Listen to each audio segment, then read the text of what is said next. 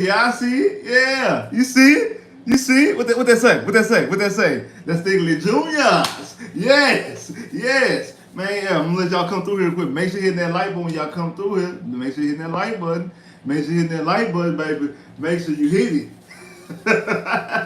Come on, what's good? What's good with it? What's good? Yes, yes. You know what I'm saying? Hey, hey.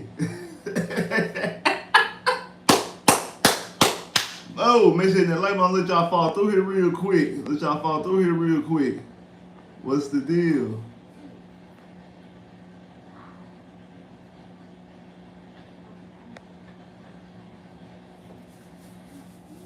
Yes, sir. Yes, sir. Hey, boy. Woo. What that boy what that boy D'Amico say? We can't have a heartbreaker. When we not gonna have a heartbreaker. Oh man. Oh man. Oh man. Oh man.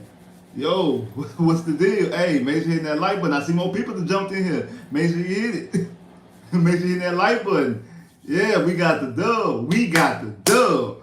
Oh man, we got the dub. Big dubs, man. Big dubs. Big dubs. Big dubs. So y'all, like y'all just seen, the Houston Texans just defeated the Denver Broncos 22-17. Uh, was a very interesting game. Definitely was a nail biter. Outside of probably the game when we had the football at the end against Tampa. Because outside the game with the football against Tampa, outside the game when you had the football against Tampa, that game was probably a little bit more intense. But bro, like when they converted that fourth down, was able to get inside the five. I'm like, oh man, so that means there's no chance the Texans are not gonna be able to get the football back, even if they do score. So you have to stop them here. You absolutely have to stop them. There's no chance of you getting the football back. You know, it feels a little bit different when your offense has the ball, especially with a quarterback like CJ. And then also with the defense being on his heels right there, back there in the end zone. But Russell Wilson throws his third pick of the game, throws a pick to Denzel Ward. Those are pick the Denzel Ward that sealed the game. And just big plays, big plays. But your defense came up big when you need. Your defense actually showed up all game. Honestly, like the defense actually showed up pretty much the whole game. The offense was a tale of two halves because in the first half, the offense was rolling in the first half. Like in the first half, C.J. Stroud had 82 yards. Nico had 122 yards in the first half. And they was rolling. They was rolling the first half. In the second half, wasn't really doing too much. Like C.J. Stroud finished off the game. 16 for 27 for a completion percentage of 59.3. Threw for 274 yards, one touchdown with a quarterback rating of 106. Nico Collins needed 200 yards coming into today's game to get 1,000 yards. Damn near got it. 9 catches, 191 yards and a touchdown. 9 yards away from getting 1,000. Yeah, like I said, yeah, basically, you know, we all know on that touchdown that Damian Pierce had 41 yards rushing and a touchdown. And on that touchdown that we ended up losing Tank. I think they said he had a fractured tibia, which I guess it's better because I was thinking Achilles. Like when he was getting carted off the field and they was like holding his ankle.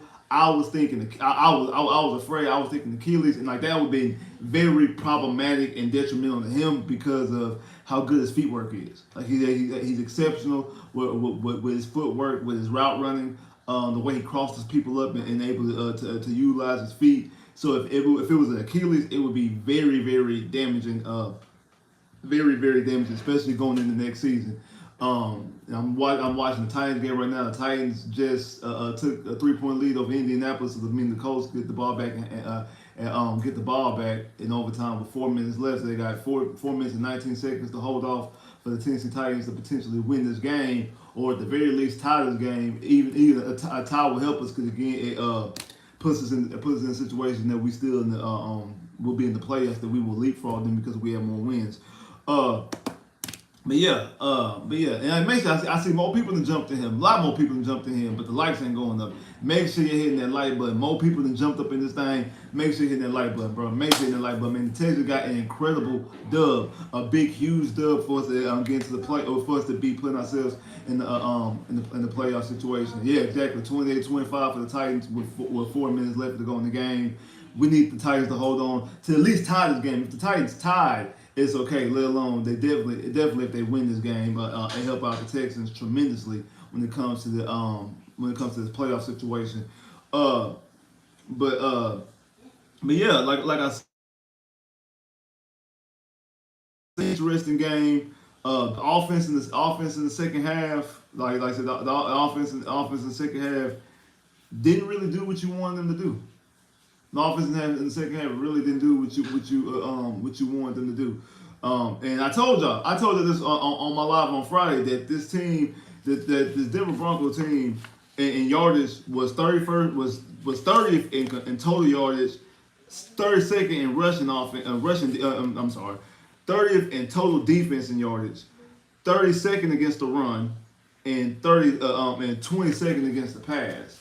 But but the thing is, they're not good, especially in the last couple games, because I think in total points given up and allowed, they are 29th in points allowed, averaging 25 points. But a lot of that has to do with the whole the game when they gave up 70 points, because the last couple of games, like the last 3 games, they've only given up 18 points, and so they were giving up yards, but teams weren't able to score on them. And that's what we seen with the Texans today. The Texans were moving, especially in the first half. The Texans were moving the football quite well against the Broncos. They just weren't able to punch it in. Just weren't able to punch it in. But today's best game of the day goes to today's best game of the day goes to Darius Stingley. Goes to Darius Stingley. Darius Stingley, in his 3rd straight game, has an interception. He has 2 in this game. 4 pass deflections, 2 interceptions. Darius Stingley probably should be Defensive Player of the Week. I mean, I don't know. I mean, what else is going on? I'll have to see exactly what else is going on in the AFC games before I make that. But he should be easily on the fast track to win defensive Player of the Week this week. And I see more people than jumped in. Make sure you hit that like button when y'all come through here. He definitely should be on the fast track to win Defensive Player of the Week. Hey, shout out to that boy Jeff Huff with the super chat love shout out to that boy Jeff Huff on the super chat love on the 34 cooking a pot on the 34 cooking a pot of chili listening. What's that great win 8 times? Yeah. Hey, appreciate super chat love. Shout out to that boy Jeff for super chat love. Shout out to that boy Jeff for super chat love. Definitely appreciate that, man. Definitely appreciate that. You say you cook. What is you cooking though? Like what is you cooking? What kind of chili? What kind of chili is you? What kind of chili is you cooking? Well, I want to know. Now I got questions. I want to know what type of chili is you that you cooking, bro. What kind of chili you cooking, man? What kind of chili is you cooking? But yeah. Great win, extreme. Like I say, great win. Can't deny it. Definitely can't deny it, because we need is a team that's below us and right there on our heels when it comes to the playoffs. Same record. Oh man, the coach has got inside the 5.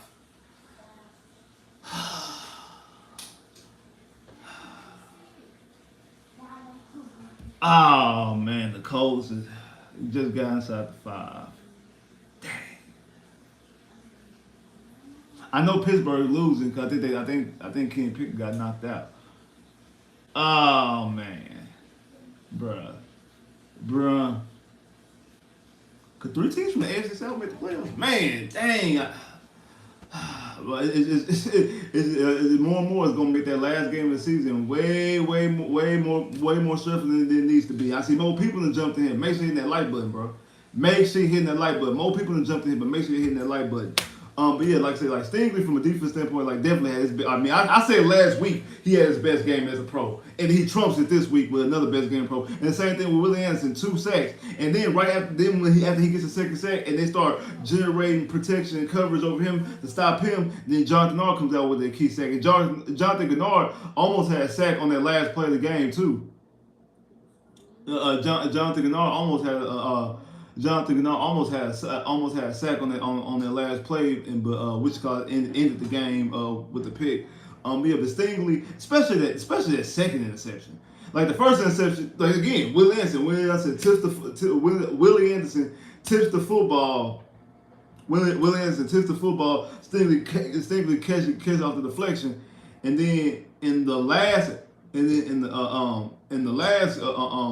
interception, we ran down, and Wichita had the ball. Cortland Sutton thought he about to have a big play, and Stingley just come out there and just pluck it and just snatch it out of there to show exactly that play right there of all the plays. That one, then the one he had against Arizona showed you the number 2 pick, shows you the number 3 pick in the draft. It shows you number 3 pick in the draft, top cornerback in the league potential, and because that's what you draft. You draft from the cornerback in the top. If you draft a DB in the top 5, you're drafting him to be a superstar. That's what you're drafting to be. You're drafting him to be a superstar, and that's what he need to. That's what we need to play like. That's what we need to play like. The coach just scored. The coach just scored. Damn. That's the game. Really? Really? Really, Titans? Really, Titans? Really? Damn, Titans is trash, bro.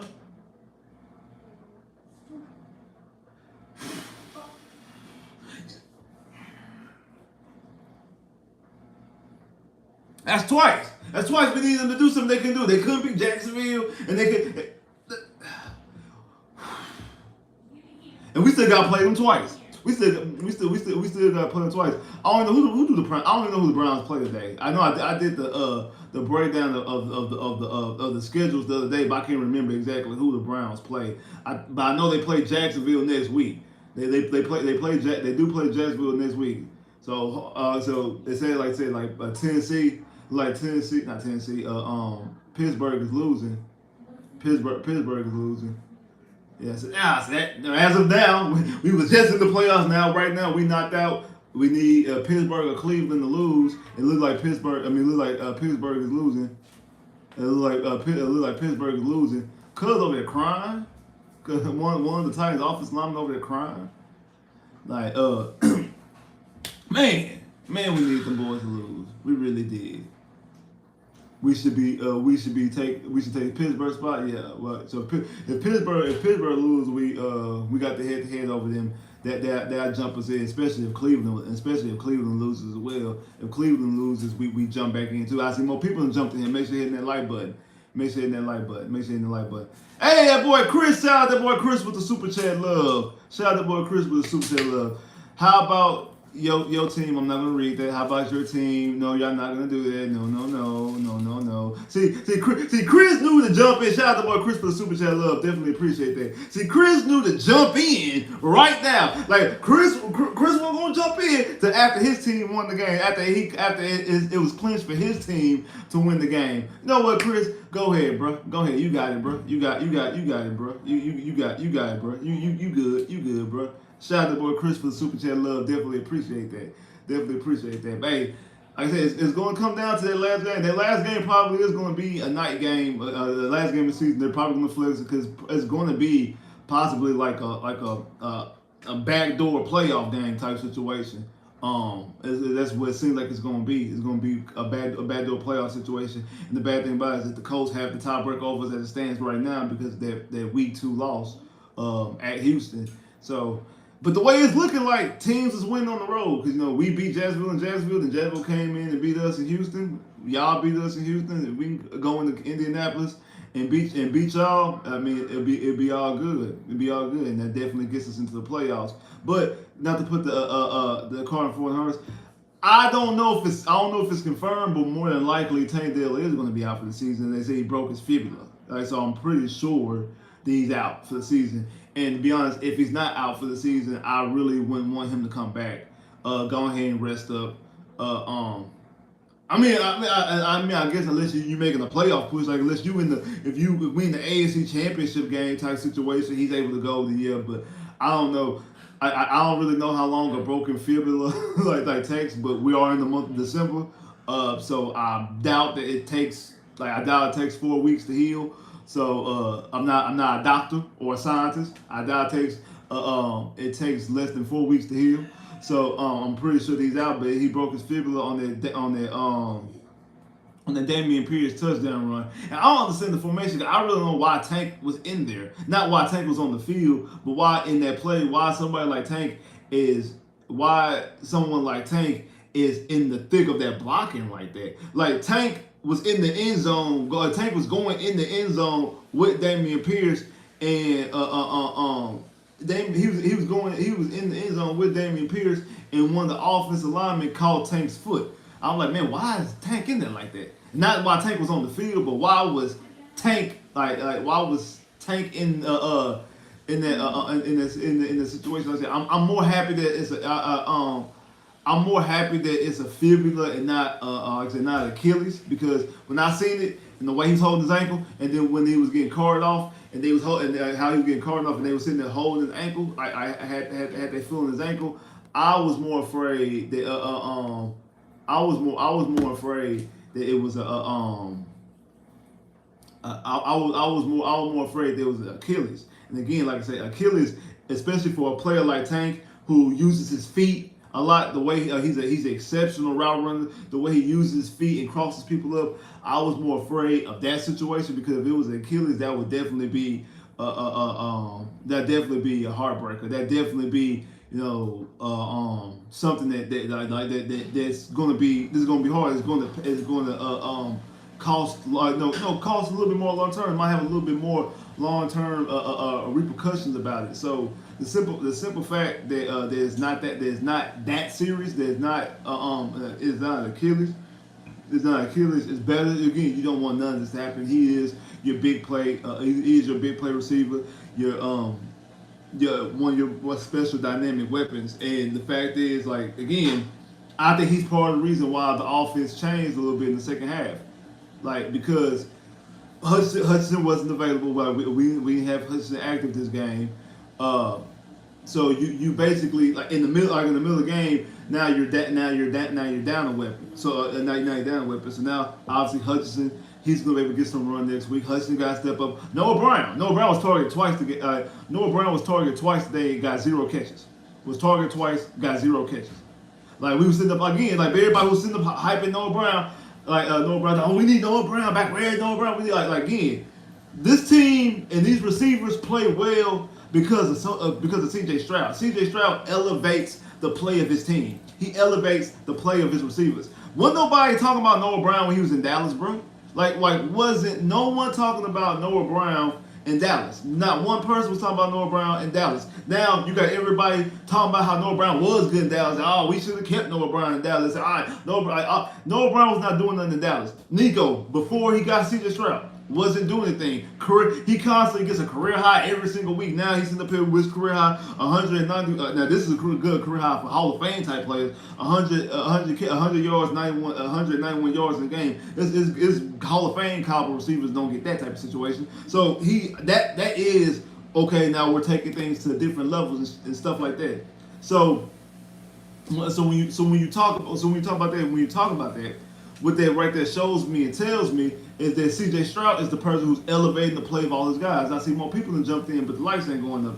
Make sure you're hitting that like button, y'all. Make sure you're hitting that like button, man. I definitely appreciate that, bro. Make sure you're hitting that like button. Come on, get them likes up. Get them likes up, man. Get them likes. Speaking of getting stuff up, why ain't nobody at these games, bro? We're gonna talk about that another time. We're gonna talk about that in a minute. We're gonna talk about that another time. But yeah,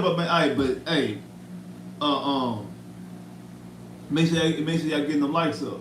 But C.J. Stroud is elevating the play of his receivers. He's making his receivers play well. Same thing. No Dalton Schultz. You got catching with you got getting 60 yards today. What's his name? can't think of his name. Brevin Jordan, even though he dropped that key, was it third down, second down? That would have been a first down. He dropped a very key catch that would have been a first down. It would have extended that drive. But and so you also do need guys to make plays, and that is the reason why I know a lot of people want to talk about drafts and things like that. That's the reason why you do need a Romo out of Washington, or Keon Coleman out of Florida State, or a Malik Neighbors out of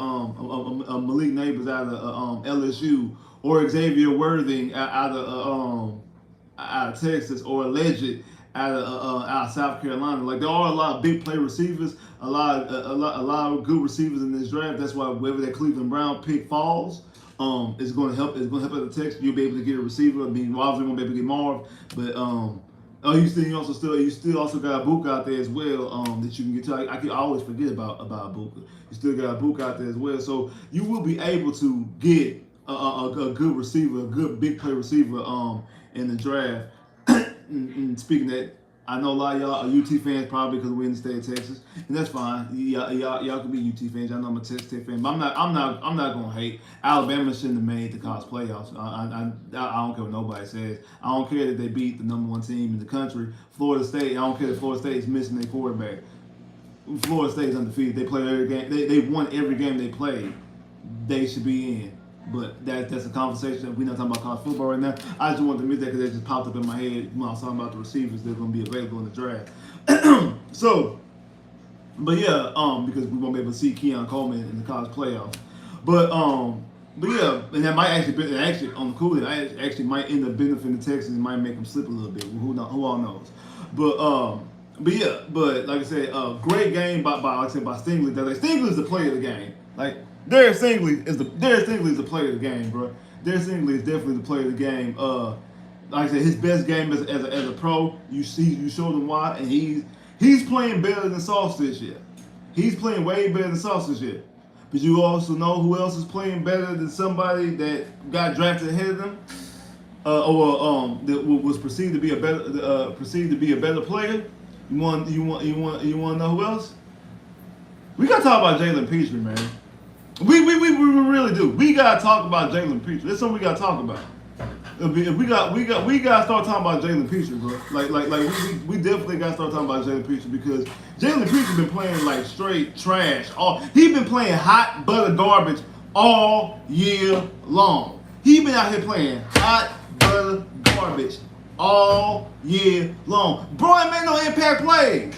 Bro has not made, and he was already bad at tackling last year. He was bad at tackling last year, but we gave him a pass because you know why? He made impactful plays. He made, I think we had 5 interceptions. I think he led the team in tackles last year, over 130-some tackles. Made I think it was like 5 interceptions, and he actually dropped some. He dropped another 3 or 4. The bro damn near could have had 10 interceptions last year if you want to be completely honest. He made a lot of good plays. He made a lot of impactful plays. Turned the football over as an impactful play. He made all type of impactful plays. And then this year he's trashing coverage. The touchdown that Stingley gave up, the touchdown that Stingley gave up against the Arizona Cardinals, that was on Pitre. The play last week, that was on Pitre. The touchdown, the quarter son of the day, that was on Pitre. There was another play that I forgot who it was because it wasn't sudden. It was Jared Judy. When Jared Judy got to the goal line. That was on Pitre with the tackle right there. Missed it with the tackle. Couldn't get the tackle right there. Like, come on, bro. Pitre has not played well all season long. I know we like them. And the thing is, we had all pro aspirations talking about, oh, bro gonna be an all pro next year. Oh, bro gonna be on the NFL top 100. He gonna be a Pro Bowler. He gonna be this. He gonna be that.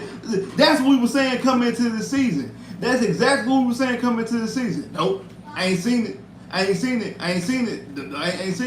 Jimmy Ward Jimmy Ward has missed multiple times and came in easily, stepped in, and has been a way better receiver, a way better safety than him. Been a way better safety than him. Same thing with what's his name? Eric Murray. And we all know how we feel about Eric Murray. Eric Murray played well for the last 2 seasons. Last year, and the time he was playing this year, he played well. Eric Murray's played better. Eric Murray's played better than Jaylen Pitre. Jaylen Pitre's been playing like hot butter garbage all season long, bro.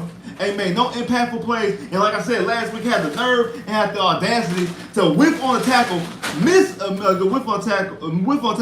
tackle on the goal line, and then come running off the sideline, yelling, screaming, and celebrating like you actually did something when you did nothing but miss a tackle. That's what you did. You missed a tackle. That's what you did. And then come out this week, and then you let Corey, you let Corey Sutton moss you up, straight moss you up. That's what you did. You let Corey Sutton come out there and moss you up. But you supposed to be all pro, bro. You ain't made no impact plays all year. We gave you a pass last year when you was missing tackles because you were making impactful plays. Ain't made none of this shit. Cause we forget that he got benched twice last year too. We don't talk about that. That's stuff that we sweep under the rug because we like Jaylen Pitre. Because we like him because he played well last year. But like him and Dameon Pierce both played well on bad teams. That's what happened. Let's talk about that too. Because we keep on trying to give the ball to Dameon Pierce. 15 attempts for 41 yards. I know this is the NFL's worst rushing defense. Stop giving the ball to Dameon Pierce. Stop. Then that one play when CJ it was either gonna be a play fake or a read option, whatever, and Dameon Pierce takes the ball, and CJ he runs in and gets no gain because they wasn't blocking for you because you weren't supposed to get the football. You weren't supposed to get the football. It was a play fake. CJ looking like, what's up? And he had to go tell him, and you have to go to the sideline. Yeah, nah, bro. Nah, bro, go ahead and come to the sideline, bro. Nah, bro, go ahead and come to the sideline because you don't even know the play calls. You don't even know what we doing. You don't even understand the plays. You don't even know what we doing. Nah, bro, go ahead, bro. Nah, bro. You don't know the plays. We can't have you out here. You don't know what you're doing. Well, we don't. You don't know what you're doing. That's what happened. That's exactly what happened. Cause you don't know the plays. You don't know the plays. But you was good last year. So we got to sit back and think like, hey man, maybe they was just good because this team really wasn't doing nothing, and we were looking for every single little bright spot. That's what we were doing. We were looking for every single little bright spot. That's what it seemed like we was doing. Like that. That's the thing we were doing. We were looking for every single little bright spot. Like that. That's what we were doing last year. And they showed flashes on bad teams. It's just like when Kevin Love was in Minnesota. Kevin Love was an all-star in Minnesota, like with the Minnesota Timberwolves was balling. Then you put him on a championship team, and he's easily the third or fourth best player. Like he wasn't as good. He wasn't as good because when everybody around him was bad, he's the tallest of all the short people. That's what he was. Like you're the tallest of all the short people. That's what it seems like with Dameon Pierce and CJ Stroud. I mean not CJ with Dameon Pierce and Jaylen Pitre. That's what it seems like with them. Like they're the short, tall people. They're the shortest of all the tall people. That's what it seems like with them. Because once they start getting out there with everybody else and with other good players, boom, they become non-existent, and we see hey, they really not doing nothing right now. They really not doing nothing right now. They really not what we thought they was, bro. We were expecting more. We were expecting better, and they're not doing anything. And I feel like Dameon Pierce is more so the scheme and the system. I feel like that he doesn't fit the system. He doesn't, because you seen it in that one run he had when the hole was open, when the hole was wide open, he was able to run free. Just like how he was able to punch, jump through and punch and get the 1 yard touchdown. He's good in those type of situations. He's good for that. He just doesn't fit this specific offense. He doesn't fit the specific zone read. I mean the zone running offense. So that's what we need. We need a more run back to fit that. That's why I think Devin Singletary should be the primary back. Stop trying to give it to Dameon Pierce. Even though I don't care that they're the 31st rushing, the 32nd rush defense in the NFL. You have the second best passing offense in the NFL. You are the second best passing offense in the NFL. Throw the football with CJ Stroud. Let the pass open up the run because Dameon Pierce ain't it. Not in this offense. Dameon Pierce ain't it. Hey, shout out that boy Rue for the super chat love. Shout out that boy Rue for super chat love. Definitely appreciate that. Let's go, Broncos fans quad. Oh yeah, cause you out there in Lonco country, ain't you? Yeah. So what's going on in Lonco country? What's going on in the Lonco country? Yes. I need feedback. I need information. Shout out that boy Rue for the super chat love. Definitely appreciate that. Definitely appreciate that. Shout out that boy Rue for the super chat love. But let me know what's going on out there in the Lonco country. I want to know. I really want to know what's going on out there in the Lonco country. Rams winning. Okay, that's what the Browns play today. The Browns play Rams. I think that's who the Browns play today is the Rams. So yes, if the Rams are winning, I might snap the 49ers and the Eagles game on. I might have to put it on that game. I might have to put it on that game in a minute. I might have to put it on that game. So hey, let me know because I say lose. I know that game, the Steelers game had got delayed. What's going on? What's going on in the Steelers game right now? Let me know. Let me know what's going on in the Steelers game right now. Let me know because that game is. We definitely got eyes on that game, just like we got eyes on. We got eyes on that game. We got eyes obviously on the Browns game as well. We got eyes on both of those games because we're trying to get into the playoffs. We're not just to get to the playoffs. We're trying to make it 20-7. I mean 20-3. Yes, Arizona. Yes, Kyler Murray. Yes. We're trying to make sure that we have an easier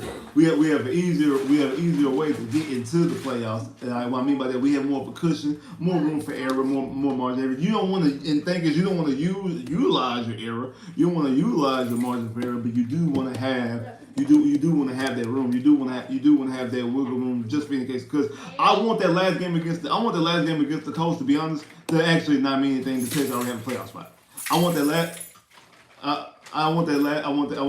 game against the Colts to not mean much as far as that we already in. Now, hopefully we already have maybe the division wrapped up. If we're able to get back into that race, and then if that's the case, then that game does actually end up meaning something. So I take that back. I want that game to only mean something if it's for us to get the division. Because other than that, I would rather already have the playoff spot solidified before we get into the Indianapolis game. That way, that game has less stress when it comes to that game.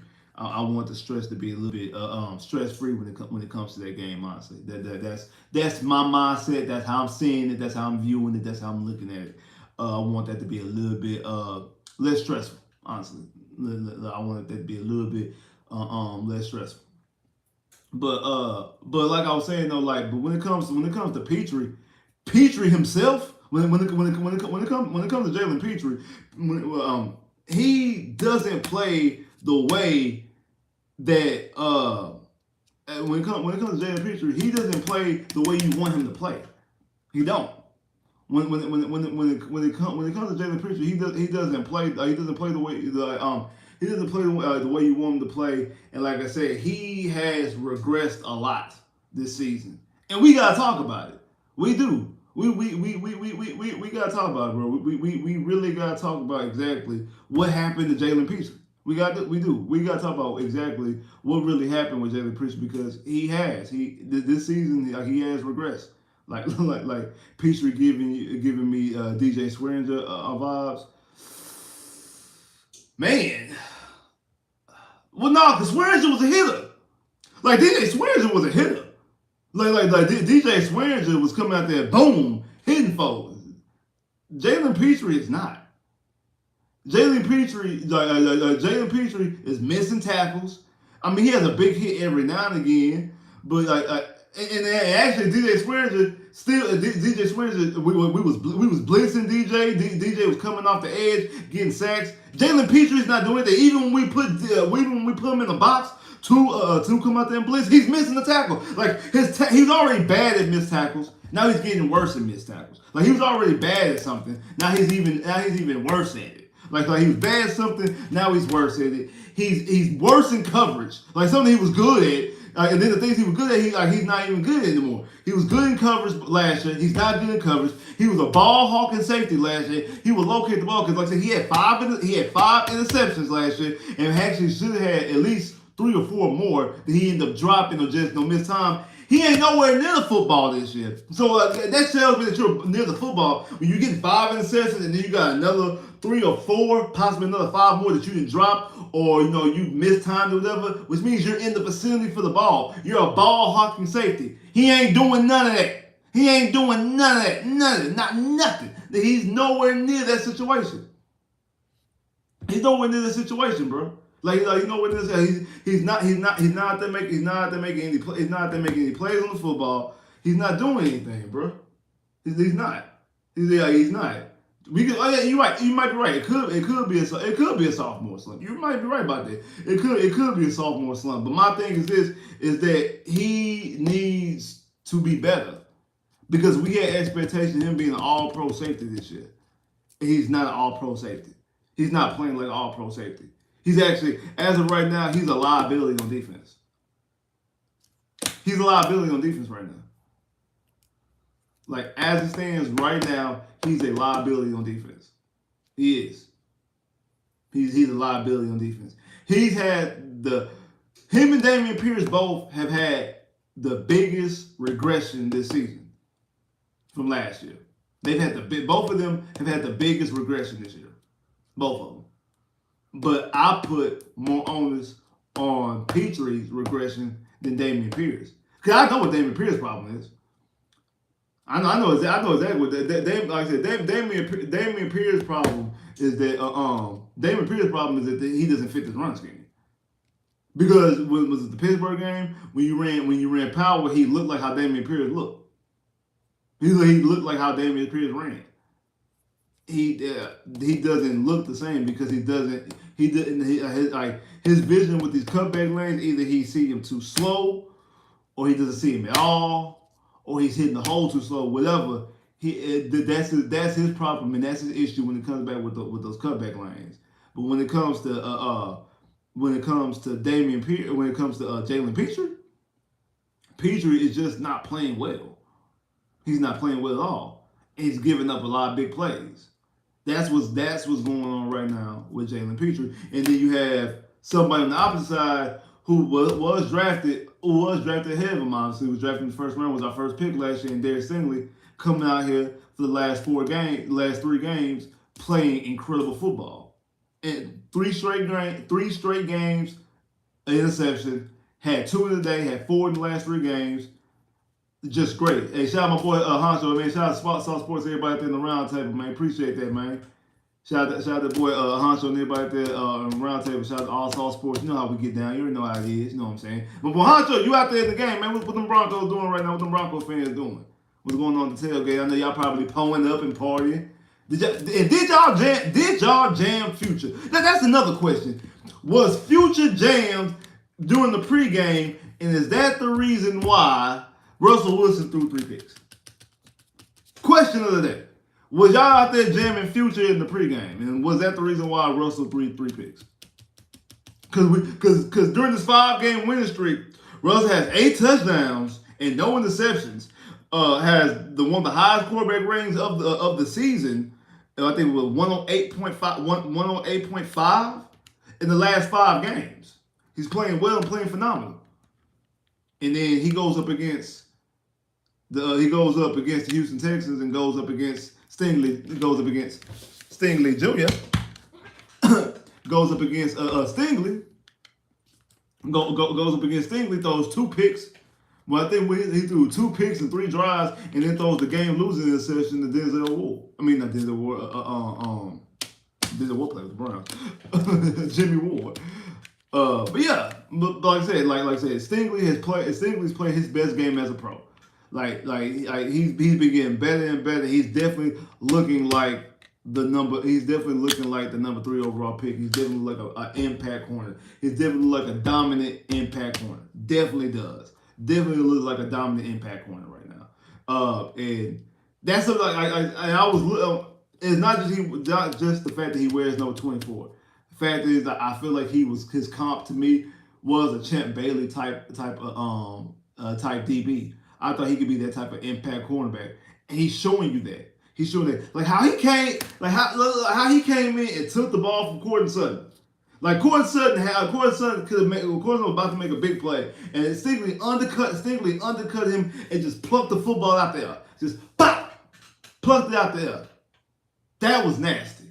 And then that one pass deflection he had right before halftime. When I forgot who. What was it? Was it Mills? I forgot who he played with. It wasn't Sutton. It wasn't Sutton. But it was a big pass deep, and like it was a big pass deep, and Stingley's recovery speed, pop. Now, if this was last week's game, he probably got PI for it because he didn't turn his head. He didn't get his head around, but they didn't call it. It was another play on Courtland Sutton. He made a pass deflection at the last second too in the first half. And they actually kind of could have called pass interference on that too because he did when he ran in to swat the football, his hand did graze Courtland's face mask and it knocked his helmet, like I'm saying, like kind of slightly like loose or whatever. I blame that more so on Courtland because obviously his helmet wasn't on tight enough for him just to barely graze the face mask and your helmet gets the wobbles. It means you ain't had your helmet all the way on. So that's more so on Courtland, honestly. And also Stingley was playing the football. That's the real reason why they didn't pull the flag. Because that's the real reason why they didn't pull the flag was because Stingley was facing the football. He was playing the football. Like a lot of pass interference calls get called because DBs don't turn around and play the football. I never understood that from a lot of defensive backs. They be getting these bull pass interference calls because they don't get their head around. At least attempt to get your head. I can understand, like I said, you can't all the way get it around. But when you're running, when you're running and you're looking at the receiver, and you see, because this is why I used to know this when I played. When the receiver's eyes get bigger, like when they eyes start getting real wide, or they start smiling or whatever, that means because they see the play coming. They like, okay, the ball is right here. So when their eyes get wide, you turn around and locate the football and knock it down. You turn around and locate the football and knock it down. I don't understand why you don't do that. DBs don't never. A lot of times they just be running. Wide receiver eyes get wide, mouth get wide, whatever. They getting excited because they know the football coming, and the DB just be running and just be doing all this right here. Like never turn their head around. They just all this right here, and the ref completely just throw the flag out. Completely throw the flag out because you don't turn around. You don't turn your head around and you don't turn your head around and play football. I never understood that, bro. I never understood why guys get to this level. This level. We're not talking about high school. We're not talking about Pee Wee football, high school. I'm not even talking about college. I'm talking about in the NFL. You made it all the way to the highest level that you can make it to. And you don't understand to turn your head around. Like I said, I get sometimes you can't get your head all the way around because of your body position. Understand that. So, but at least if you get your head like slightly around, sometimes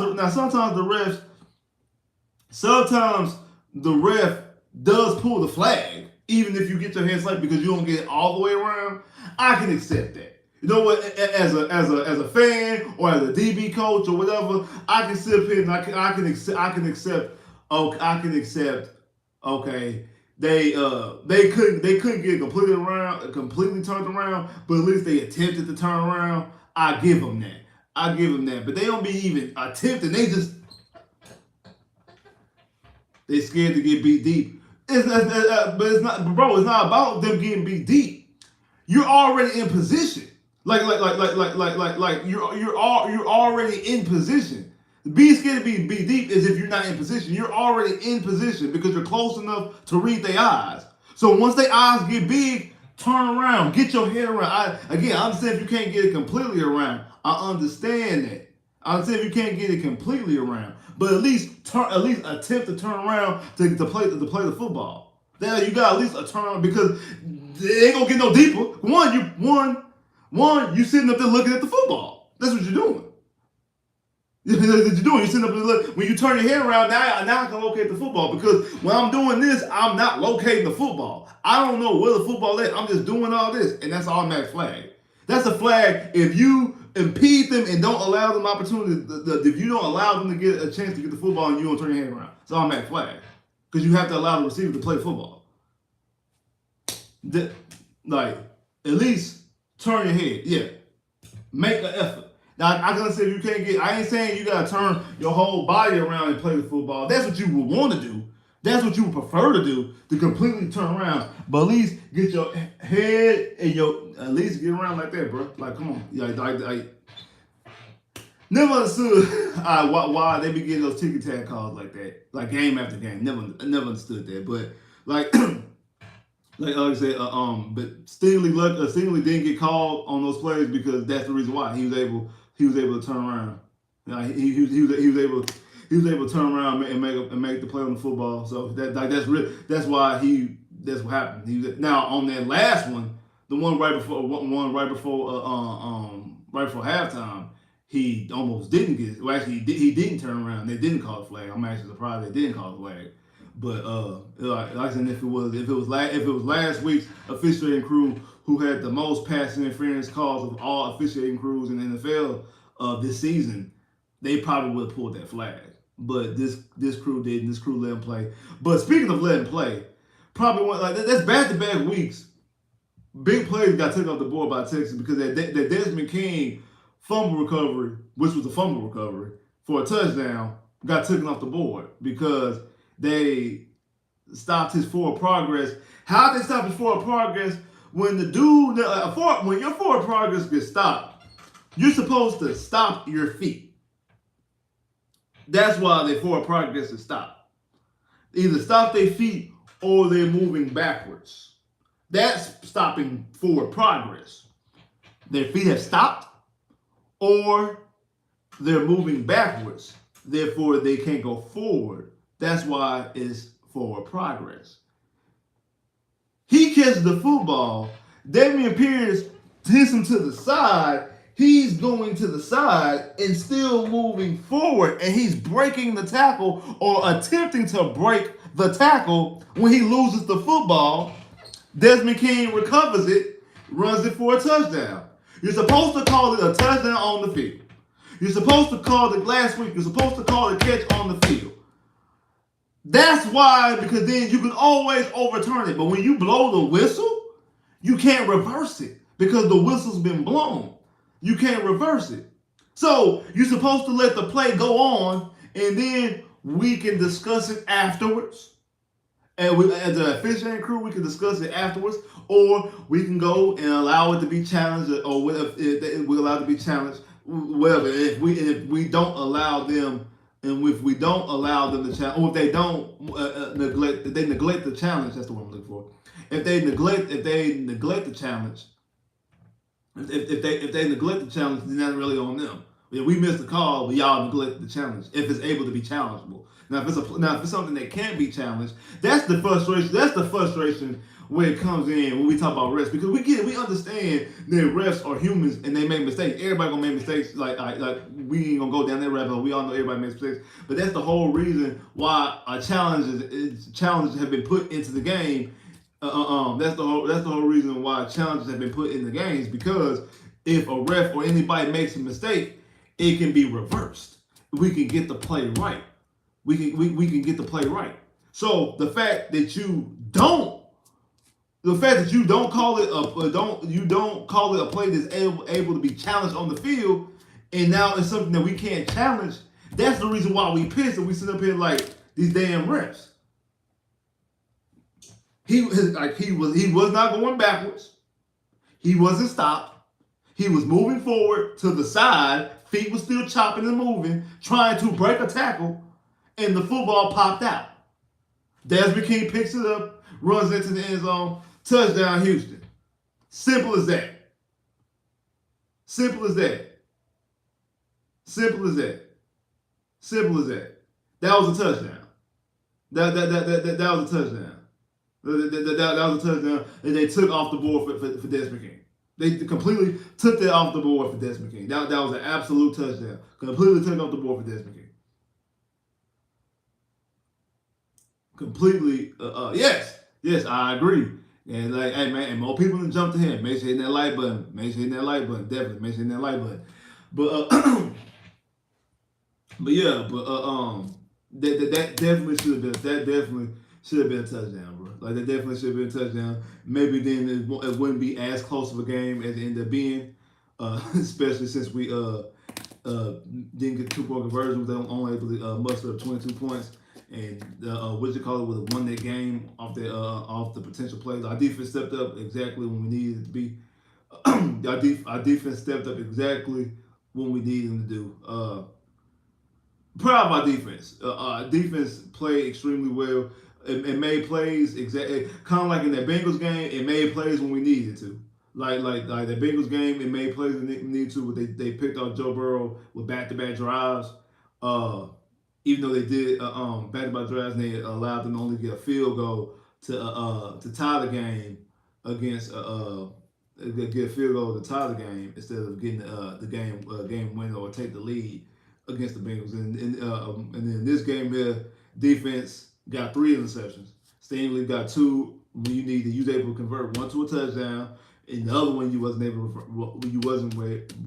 to revert into a score. And then the last one sealed the end of the game.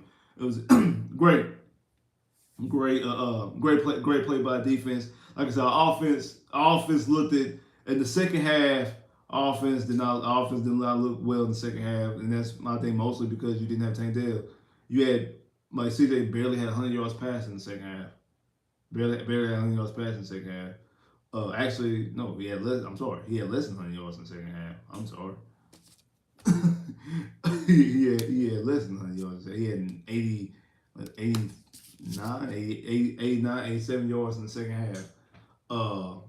So you definitely you gotta do better in the second half. I think a lot of it got to do with not having Tank Dell. Even if Tank Dell's not getting the football, just the threat of Tank Dell being in the field opens up and changes the offense a lot. It really does. It really does. And Nico had a monster game. 9 catches, 191 yards and a touchdown. Now he's only 9 yards away from 1,000 yards. Only 9 yards away from 1,000 yards. Just great. Career season. I forgot what his career high coming into the season was, but right now he's sitting up here and is only 9 yards away from 1,000. Well, I think that was his sixth touchdown. Yeah, because he had 5 coming into today's game. Now he only has 1 touchdown. He only got 1 touchdown today. So 6 touchdowns on the season. 9 yards away from 1,000. Definitely looking like he's rapping and coming into his own as being a number 1 receiver. I still don't think he's a number 1 receiver. I know people like, what? I still think he's and not as we see number 1 receivers. But in this offense, as it stands right now with C.J. Stroud, yes, he is the Texans' number 1 receiver right now. Leads the team in yards, catches, and second in touchdowns. Makes a lot of big impact plays. Catches the football over the middle, tough guy. When he catches the football, he breaks tackles. When he catches the football, he breaks tackles. He never goes down. He's like a running back when he catches the football. He never goes down on first contact. Able to make plays and move the football. Able to move the football, make plays, make a lot of good plays. It just CJ definitely puts him into the right position. CJ definitely puts him into the right position. And like also, well, we got to talk about Will Anderson. I got this far and didn't really talk about how good Will Anderson played. Will Anderson had a monster game, and not just the 2 sacks. I'm glad he finally got the sacks because now people can get off of Willie Anderson's case. He got 2 sacks. Got a key pass deflection that caused Stingley to get his first interception. Then he also blocked the punt, even though it wasn't a true block punt, but he was able to tip a punt and made the punt only, I think, like a 20-yard punt because he was able to get his hands up on the punt. So I don't know if they considered it a block punt or not because it wasn't a true block punt, but definitely was a block punt. He blocked the field goal earlier this season. He's made a lot of plays, a lot of impactful plays, and it's not. The thing is, he doesn't do what everybody wants him to do as far as the whole, the sacks. And that's kind of what the situation was with Sauce last year because Sauce didn't get interceptions, but Sauce made a lot of impactful plays as far as pass deflections. He made a lot of impactful plays as far as low quarterback percentages when thrown to his direction, low quarterback range. But like he made other plays outside of the interception. He didn't get the splashy interception plays, but he did everything else extremely well, extremely top 5 in the league level to put his situation to make. That's why he was regarded as the type of corner he was. Same thing with pass rusher. Like if we're gonna say that about Sauce, we gotta say the same thing about Will Anderson when it comes to he does everything else. That he does everything else outside of the sacks, and now he's starting to get sacks. So the more he gets sacks, the better it works out for the Texans. I mean, also does better work out for the Texans, but also better works out for him in statistics because he's doing everything else as far as quarterback hits, pressures, tackles for loss, changing the trajectory as far as blocking punts, blocking field goals, setting edge, and all these other. He's doing all the other things well. And another thing, tackle for loss and a sack are the exact same stat. Only thing that's different is tackle for loss is hitting a running back or a receiver behind the line of scrimmage, and a sack is hitting a quarterback behind the line of scrimmage. We give it a fancy word, sack, but because normally sacks are normally bigger plays, because a guy can get sacked for like 15 yards. It's hard to get a tackle for loss for 15 yards. Like it's hard to hit a running back 15 yards behind the line of scrimmage. Like I don't know, unless the running back start running around, I don't understand what's gonna happen with that. Like, what's gonna happen with that? If a running back starts running behind, but outside of that, like outside of that, like we definitely got we got to give Will Anderson his credit, and he's showing you his impact today. Today was this is why game. Be honest, today was a this why game. Why y'all draft Stingley over Sauce? This is why. 4 pass deflections, 2 interceptions.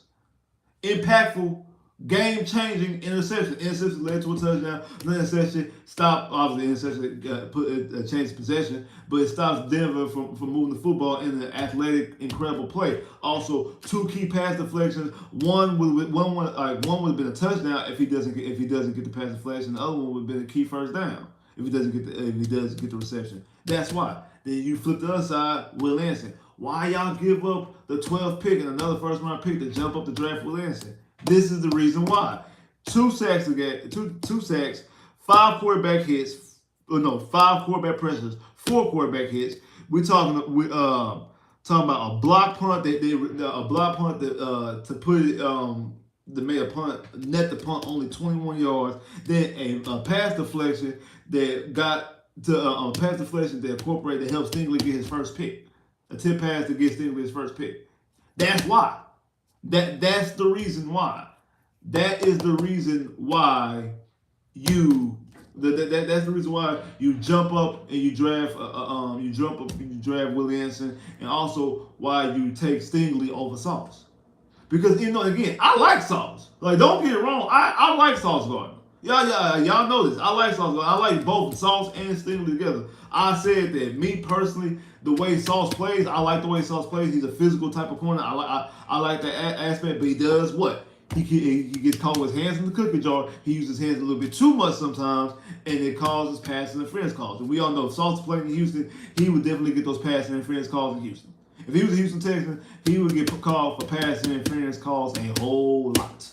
He would get called, especially last week's game. He got called for pass interference a whole lot. Stingley, I say, had more physical talent. It was more athletic, able to get to plug the football. But something we didn't see last year in Lovey's defense, because I think he was a little bit handcuffed and a little bit that we really didn't see exactly what he really did in Lovey's defense because of the way Lovey played him. Now we see, especially these last 3 weeks, We're seeing how D'Amico uses Stingley, and he's using Stingley the way we wanted Stingley to be used. While we drafted a Stingley, you utilize him that way, and he's paying off. He's showing you he's paying off huge dividends, getting 4 picks in 3 games. 3 straight games, got interception, 4 in all 3, 4 picks in total.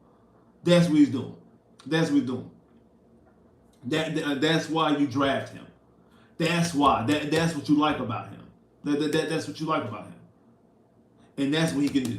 Same thing for Williamson. Williamson can impact and wreck the whole entire game.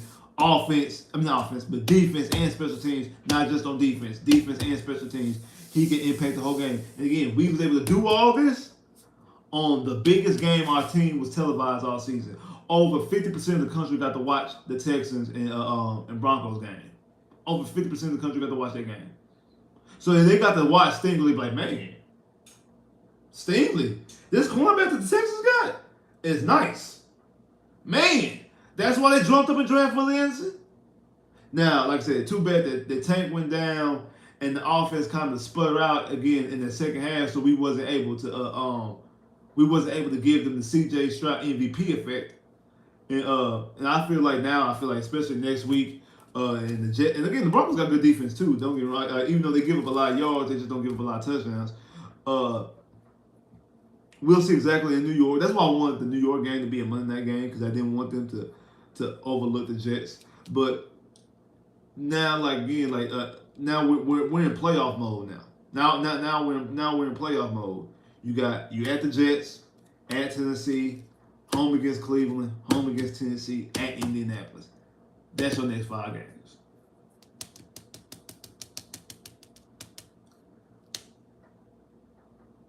That's the next 5 games.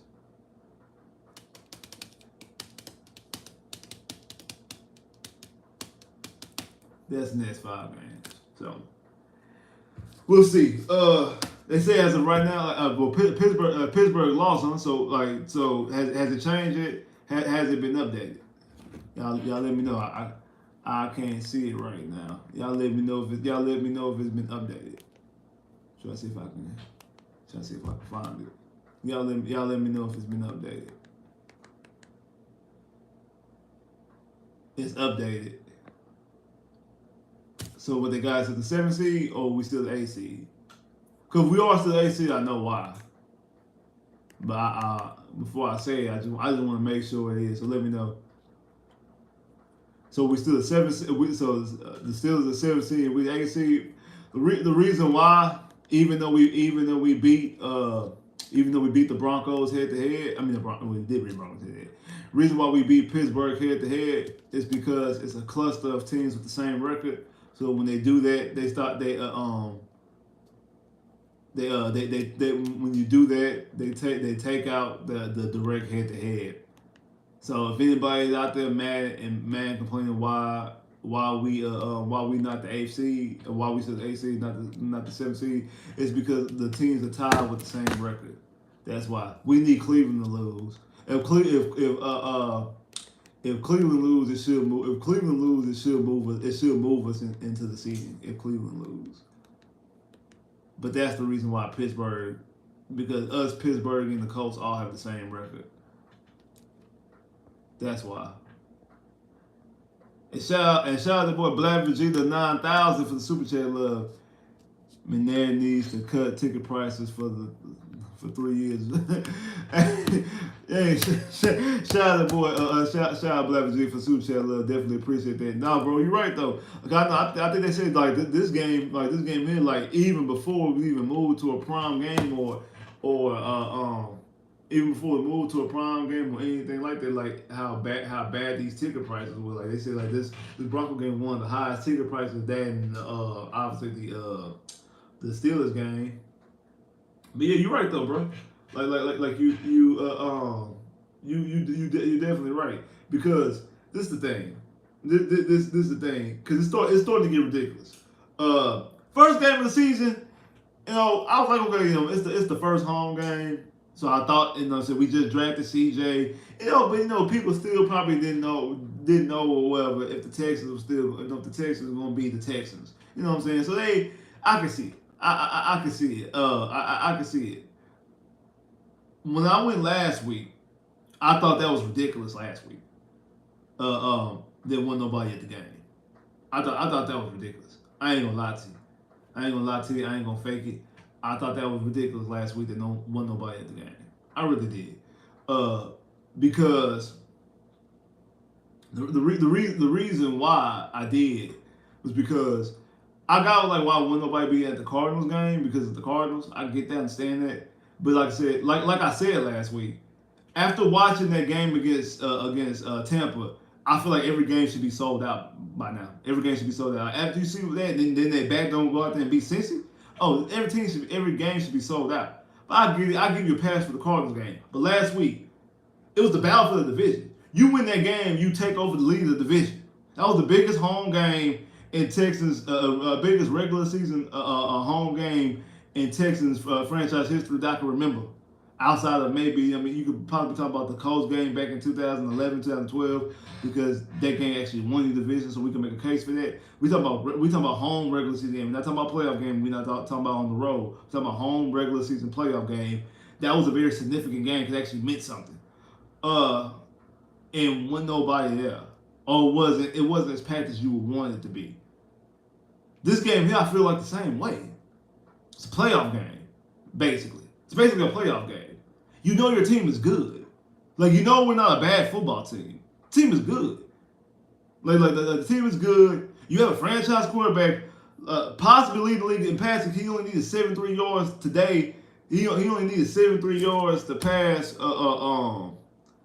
to pass what you call it today, to pass Sam Howell. And last time I checked, I think Sam Howell only had like 120 some yards. So you had well over 100 yards over Sam Howell. So you should have surpassed Sam Howell. Dak Prescott already played. You already passed Dak Prescott. I think Buffalo and them all about. Yeah, like, so you already, like, these other teams, you have already, you know what I'm saying, like, these other guys that's behind you, like, so C.J. Stroud should be the leading passer. And if he's not, it's only by like a yard or two if he's not the NFL's leading passer. So C.J. Stroud should be the NFL's leading passer. You have a prolific offense. Like I said, coming into today's game, they are 10th in scoring, 2nd in passing. They're number 24th in rushing, 6th in total offense. It's a good ass offense, a good ass team. And then the team you're playing against is right behind you in the playoff mix. So both teams are in the verse for a playoff spot. It's not you playing against like the worst team in the NFL or anything like that. This is a very good matchup. Why y'all not showing up to the games? Why y'all not showing up to the game? And then I say all that orange in there, all them Broncos fans is up in there. Like, why we not showing up to the games, bro? Like, we have a franchise quarterback. This is not Davis Mills. It's not Case Keenum. This is not Ron Fitzpatrick. It's not Brian Hoyer. It's not Tom Savage. It's not Dave Ragone. It's not Sage Rosenfeld. It's not even Matt Schaub. We actually have a franchise quarterback. A prolific offense. A prolific passing offense at that. Not just a prolific offense, the offense that's going to sell tickets passing. Why are we not showing up to the games, bro? Like, why are we not showing up to the games? Is the ticket price that high? Now, I do agree that I feel like the ticket price should be one way, and they shouldn't change none of the season. Like, what? Well, however you set your ticket price is, ticket price should be it. You shouldn't be able to change them at all. They should be locked in. And whatever spot, now I know, like on some of them apps, y'all buying them from other people. And if y'all sell y'all tickets for these outrageous prices, y'all should be ashamed of yourselves. Anybody in here that's a season ticket holder out here selling prices for outrageous prices, I know y'all trying to make some money. Y'all should be ashamed of yourselves. Y'all really should. Leave it at that. Y'all should be ashamed of yourselves. But seriously though, man, we gotta do better going to the game. And speaking of going to the game, your boy gonna be at the Tennessee Titan game, last home game of the season. Your boy gonna be there. A lot of us from the round table gonna be there. We gonna show up and show out. We gonna show up and show out, man. So make sure y'all go to the game. And if y'all see us, shout us out. You know what I'm saying? And shout out to everybody when I was at the Broncos game last week. Everybody that came up to me like, "Hey, what's up, Spitz? What's up, bro? Hey, Hey man, shout out to everybody that was like out there, man. Appreciate all y'all coming up there saying what's up to me. Hey man, say what's up. Man, come and say what's up to your boy, man. Like I said, we gonna be there live after the at the Titans game, bro. We're gonna be there at the Titans game, at the Lightning game. We're gonna be there. Even though they didn't do our dirty work today and hurt us. And we should be not only should be in the not only should be in the seventh spot, we really should be in the sixth spot, honestly, because Pittsburgh lost. So we definitely need Cleveland to lose. If Cleveland lose, that definitely puts us in. That definitely puts us in over puts us in the mix. Let's see. I wonder what Pittsburgh conference record is. I need to look and see exactly what Pittsburgh conference. I had it somewhere, but I don't know where it is. I feel like.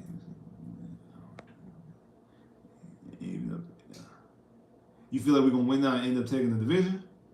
Hey, I hope so. But you need Jacksonville to lose 3 games. Because you gotta have a better record than Jacksonville. Jacksonville has a 2-game lead on you. Right now you're tied with the same record. And Jacksonville swept the Colts. See, if Jacksonville was split against the Colts, then you can if who did Jacksonville lose to? Lost to us. Lost to 49ers. Who was they lose to? If that 49ers loss wasn't the 49ers loss, it was the Colts loss.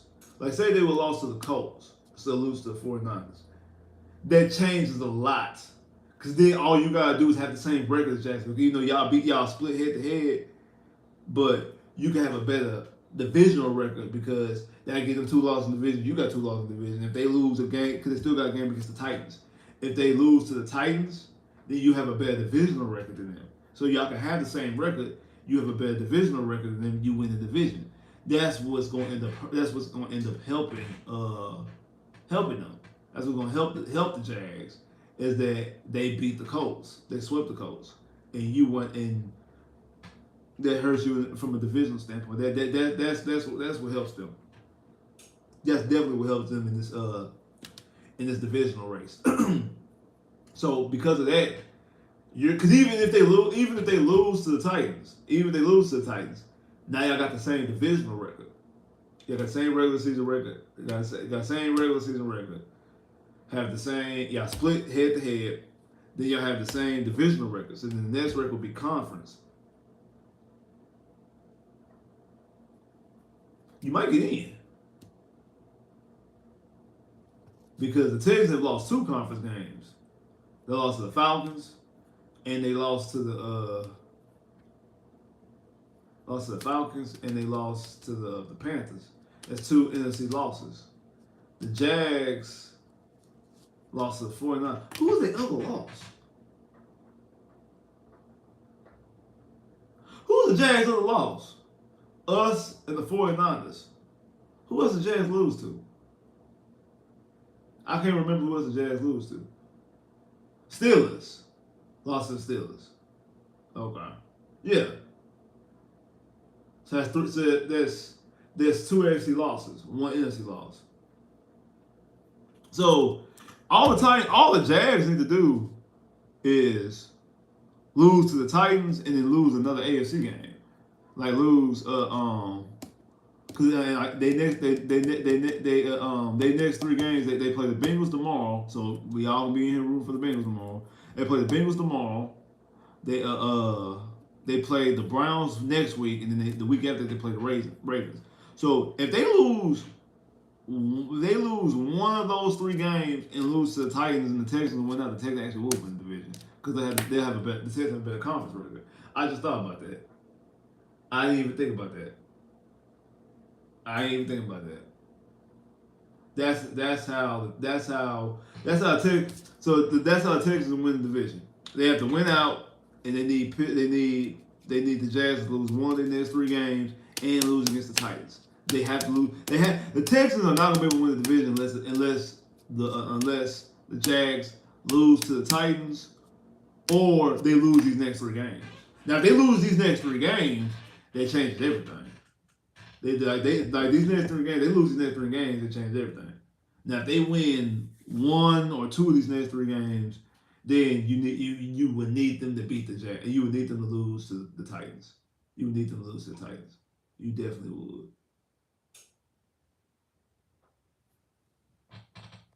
Definitely need to lose to the Titans, bro. Definitely need to lose to the Titans. We would need the Jags to lose to the Titans. But all in all, like I said, very, very intense win. Very, very like heartbreaking win. Not heartbreaking, I'm sorry. Very, very stressful win. That's the word I'm looking for. Very, very stressful win. I ain't gonna lie, I would have felt way better if the ball was in control of the offense. I'm like, man, I'm sitting there I'm looking at the time, I'm looking at the clock. I'm looking at the time, I'm looking at the clock. I'm like, man, bro. I'm sitting there, like it was, whew, it was man. Hey, shout out to that boy OG713. If it rains tonight, I'm going. If it rains outside, I'm going outside and do it for do it for shout shout out to that boy OG713 for the super chat love. We're gonna do it for Tank if it rains outside. Is it supposed to rain tonight? Shout out to boy OG713 for the super chat love. Definitely appreciate that, bro. Definitely appreciate that, man. But I don't know. Like my coworker is a Texan fan. So you're saying you're not a Texan fan? He said my coworker is a Texan fan. But yeah, I mean, hopefully, I'll feel way more confident in tomorrow's game if obviously Joe Burrow was playing. Joe Burrow was playing, I'd be like, the Bengals gonna win. People don't want to say this, but the Jags are a good football team. I ain't gonna lie, the Jags really are a good football team, but it's still the Jags. And you be like, okay, man, hey, hopefully the Jags gonna Jags. Hopefully the Jags gonna Jags. And you want them to lose. Hopefully the Jags gonna Jags. And like I said, they do got the Browns, who got one of the best defenses in the NFL. Which I want that to fall through tonight against. I want the Browns to lose all their games except except next week against the Jags. I need them to beat the Jags. I'm gonna be rooting for the Browns against the Jags next week. Outside that, I want them to lose all their games. That way, we get a bad draft. It helps us with our draft selection, honestly, and also it guarantees us a win. Also, we got 5 more to win, bro. Exactly. We do got 5 more to win. More than that, because I don't want to just get to the playoffs I don't want to just get to the playoffs, especially with a wild card. I need us to win. I want CJ to have playoff winning success. I want CJ to get into the playoffs and have a playoff win. I want him to get in there and take some playoff success. I want D'Amico as the first year head coach to go in and taste some playoff success, and then that's going to fuel the engine next year and fuel the fire to the boys to be an absolute monster. 9-game winning streak already. Hey, a 9-game winning streak. My Magic just had 9-game winning streak. Let's get these Texans on a 9-game winning streak. Definitely. With 9 games, that win you a Super Bowl, don't it? If we got 5, so that gives us 6. Damn, wild card round, division round. Now, well, that means we make it to the championship game and we lose the Super Bowl. We get 9, so we need a 10-game winning streak. 10 games to win the Super Bowl. 10 games gonna win the Super Bowl. So we need a 10-game winning streak. Cause we just won today, so we need a 10-game win. We need a 10-game winning streak. But again, 9 games gives us somewhere we ain't never been before. That's an AFC Championship game appearance. Hey, I'll take it. I'll take it. I'll take it. I'll take it. I'll take it. I'll take it. Definitely take it. Definitely take it. Definitely take it. But like I was saying though, very, very intense game. Like this is what happens when you have a franchise quarterback, y'all. I know a lot of people like, man, why we gotta keep on having all these close games? That's what happens when you have a franchise quarterback. When you have a franchise quarterback, that's exactly what happens. You're in every single game. Every game you're in every single game. No matter what's going on, you're in the game. Now it's up to your defense and your other players around you to basically prove you right and keep you going. But for lack of a better words, you're in every single game. That's the you're going to be in every single game. Every single game, you're going to be in every single game. So, and that's the good thing about it. That's a good thing about having that type of quarterback. You're in every single game. Every single game you win. Every single game you win. Every single game you win, bro. And like I said, ain't gonna lie. It was stressful. It really was. It was stressful. It was intense. Like you nervous. I was nervous when they got the football. Once it got inside 2 minutes, I thought we were gonna be all right. I when they converted that fourth down, that's really when I was like, let's want to take a deep breath and like, man, don't do it to me. Don't do it to me, man. I need a victory Monday. I need a victory Monday. Don't do it. Don't do me like that. Don't do me that bad. I need a victory Monday. And then boys came out and pulled it out, man. Like they did exactly what they needed to do. They did exactly what they needed to do, and I appreciate that. And that was it was good. It was good. I'm glad the defense was able to step up and make a play when we needed to get an interception. Like got interceptions exactly when we needed. When we called for interceptions, when we called for sacks, that's what happened. That's what happened. We called for Willie Anderson sacks and Jonathan Gennard sacks. They happened. We called for Darius Stingley interceptions. They happened. We asked for impact safety to make for a safety to make an impact play. One did. The other one didn't. And like I said, we got to start talking about that a little bit more. Yeah. Hey, shout out to that boy Chris, man. Shout out to that boy Chris Neal. What's up, bro? But yeah, you're right though. Like, I want to see Hutchinson. I want to see Hutchinson make some plays. I definitely do. I definitely want to see. I definitely want to see Hutchinson make. I definitely want to see Hutchinson make some plays. I definitely want to see Hutchinson make some plays. And now because of that, what you call it injury, we're gonna have to see some more Hudson. Like we're definitely gonna have to see some more Hudson. Hudson's gonna have to come in and make some plays. Now Hudson didn't get hurt. It's just the fact that like because what you call it got hurt. Tank Dell, because Tank Dell got hurt. We need to see more Hutchinson. We need to see more Hudson. We definitely do. We definitely need to see more Hudson. So whatever his problem is, as far as either route running or catching the football, whatever, we gotta get that fixed and rectified within the next week because we're gonna need those guys to make plays. We're gonna need, and I feel like not knowing that CJ not knowing that Tank is gonna be in the game is different than Tank and because it's kind of the same thing happened in the Atlanta game. Like that second half against Atlanta was not good football by the offense up until that what should have been the game winning drive when he threw a touchdown to Dalton Schultz. Because you took Tank Dell out of the game, now it was like, okay, now we gotta try to figure out how we navigate. And I think Noah Brown wasn't in that game either. Like Noah Brown was already hurt.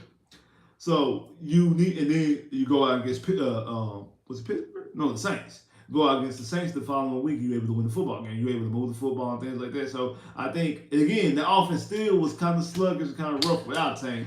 But I feel like if you understand and know going into it that you're not going to have Tank Dell, knowing that you're not going to have Tank Dell, knowing that you're not going to have Tank Dell helps out your offense, helps out your quarterback, it helps out how you navigate and how you make plays and how you utilize the offense. So that's something that we gotta do. We gotta find a way to do that. We gotta find a way to do that. And I think they will. I definitely think they will. I think they'll find out a way to navigate and get through it. I feel like they'll find a way and they'll navigate to get through the game plan. I do. I feel like they do it. I just need to find a way to do it through the season. But I mean throughout the week. But I definitely do. They need to step up. But like I said, yeah, Jaylen Pitre definitely needs to step up. Like Jaylen Pitre, you the one I'm calling out, bro. Like straight up. Like I'm sick of playing. I'm sick of playing with Jaylen Pitre right now. Honestly, look, I am. I am. Like really. Like I know a lot of people like him. I like him too, and that's the reason why I'm more frustrated because I do like him. I think he's a good player, but he got to step his game up or get off the team. Like you got to step your game up and get. You got to step your game up and get off the team, bro. You're not doing anything. You're not making any impactful plays. You're more of a liability right now. That's the problem. As it stands right now, he's a liability. He's not doing anything. So we need him to step up and make plays. It is what it is. Simple as that. Simple as that. But like I said, Texans come away with a huge win, 22-17. Now they're now 7-5 on the season. Again, last 3 years you won 4, 4, and 3. Now you've won 7, and we still got 5 games left to go in the season. Great, great atmosphere with you two wins away from clinching a winning record. So 2 more wins guarantees you a winning record. Because there's no more 500 now, so we got 17 games. So like I said, great win, key win needed because you're against a team that's behind you in the playoff race. I think it's as it stands right now. I think they just said that the Texans are still 8th when it comes to the playoff standings because the Titans couldn't do you no favors by beating the Indianapolis Colts, and then even though Pittsburgh did lose, I'm sorry, because we all got the same record. I guess they negate head to head. This happened before, so when we need Cleveland to lose, but again, we just need Texas to take care of their business. Again, Texas take care of their business, they go to the playoffs anyway. Like Texas take care of their business, they go to the playoffs anyway. But you just want it to already be locked in right now. Well, not locked in, but it's all the visual when they post the playoff teams and things like that. You want to see it as it looking at like, okay, yes, now those are the playoff teams right now. Those are the playoff teams. Like I say, great performances by Nico Collins and Darius Stingley and Will Anderson. All of them had career days. Will Anderson, 2 sacks, 5 QB pressures, 4 QB hits, a block punt, and a pass deflection that caused a Darius Stingley interception. Darius Stingley 4 pass deflections, 2 interceptions. Nico Collins 9 catches, targeted 12 times, 9 catches, 191 yards and a touchdown. C.J. Stroud continued to make his case for Rookie of the Year. 16-27 for 59.3%, 274 yards, 1 touchdown, quarterback rating of 106. Dameon Pierce tacked on 15 carries for 41 yards and a touchdown. Like I said, the player of the game is definitely Darius Stingley Jr. 4 pass deflections and 2 interceptions, career high in interceptions. Will Anderson a career high in sacks. Nico Collins a career high in yards. Like, hey, it was like I said. So on that aspect, it was a good performance. Man, shout out to everybody that came through here. Definitely appreciate all that. Definitely appreciate all y'all in here. If y'all haven't hit the like button, make sure you hit the like button, man. Make sure you hit the like button. It's very, very key for the algorithm. Very, very key for the algorithm. He beat Sam Howell. Yes. Okay, all CJ needed was 73 yards to surpass Sam Howell and most yards and most pass yards in the league. So, and again, Sam Howell hasn't bought me. Like, so Sam Howell's going to fall off a little bit. Like, as far as like wherever he's at, because he's probably going to be like 2 or 3 or 4. He going to probably fall down because he don't play. I think it's next week. It's either next week or the week after next. He don't play. So he's not going to have a game eventually. So other quarterbacks going to be able to surpass him. But like I was saying, like I appreciate everybody that came through. Definitely appreciate all of y'all. So if y'all haven't hit that like button, make sure you hit that like button. Very, very key for the algorithm. Very, very key for the algorithm. Let you know anytime I go live, anytime I post a pre-recorded video, post in the community wall, all those things definitely help out and help out the algorithm, let everybody notify everything that goes on. Shout out to everybody that hit the super chat. Definitely appreciate that. Y'all don't know I understand how much I appreciate the super chat love. Definitely, I appreciate the super chat love, y'all. Thank you for all the super chats. Everybody out there hit the super chat, appreciate you for that. Say appreciate hitting the like button.